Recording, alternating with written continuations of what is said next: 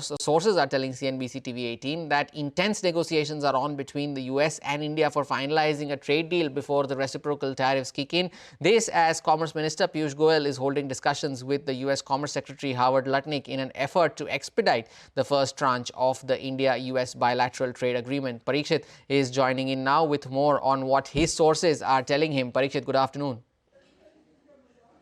Well, Commerce Minister Piyush Goyal will also be meeting USTR Jamieson Greer, and we're told that intense negotiations are on between India and US to finalize an early harvest trade deal. What this means is that we're looking at three phases or three tranches of the India-US trade deal, and we're looking to finalize the first phase or an early harvest deal before the 2nd of July when reciprocal tariffs kick in. Now, India definitely wants complete exemption from those reciprocal tariffs in return for the trade deal with the United States. But the US so far has not given any indication or clarified whether, if there is a trade deal, an early trade deal with India before the 2nd of July, whether India will be exempted from tariffs, reciprocal tariffs or not. That remains to be seen.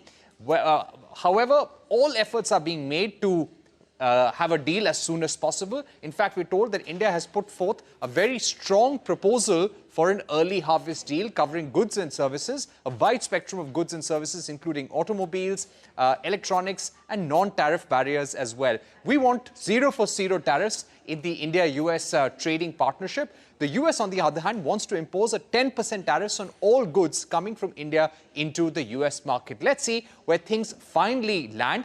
Having said that, the US has also conveyed to Indian officials that it's not in a rush as far as concluding this trade deal goes. This does put pressure on the Indian government as well, but this is a bargaining tactic. Let's hope we are able to negotiate a trade deal by the end of July and also get a reprieve from the reciprocal tariffs.